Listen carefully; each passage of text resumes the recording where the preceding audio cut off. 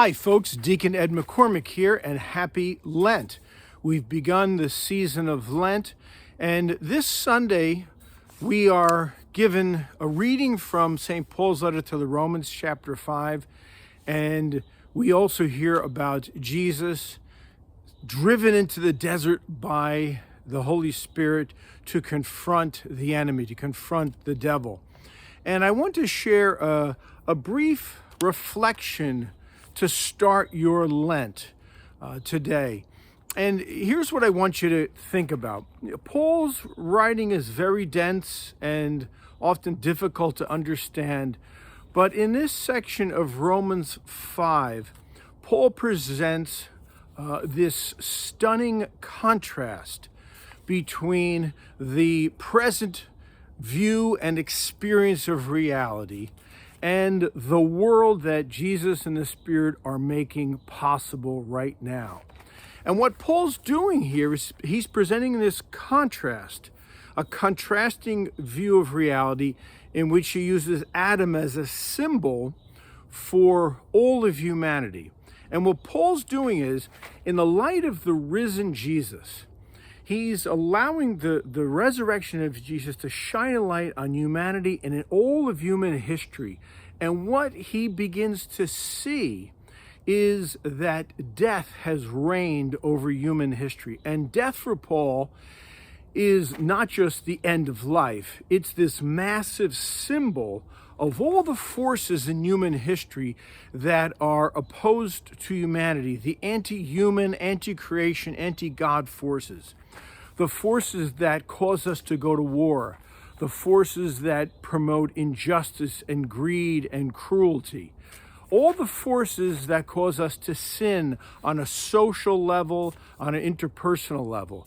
It's the forces that made the Jeffrey Epstein scandal possible, both the abuse of young girls and women, but also the international connections, all of the financial connections and social connections that made the horrors of Epstein possible, and all that collaborated with him. So when Paul talks about the reign of death ruling from Adam to Jesus, that's what he's talking about. He's talking about all those forces in our own lives that are destructive, the envy, the jealousy, the greed, the resentment.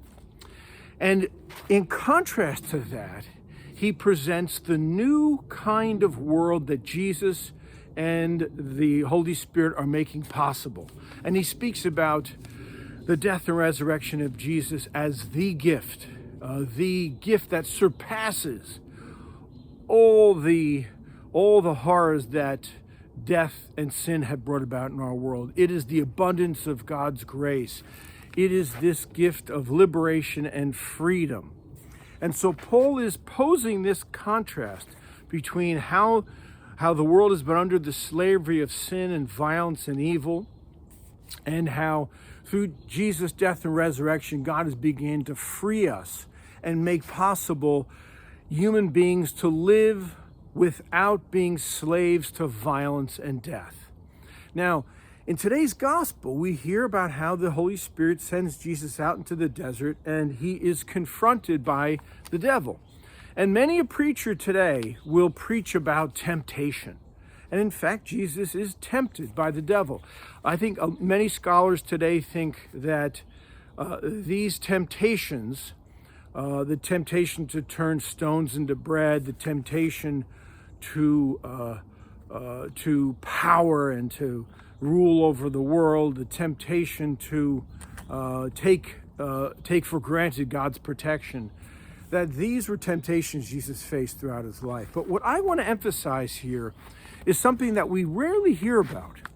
I don't actually think that this story is about temptation.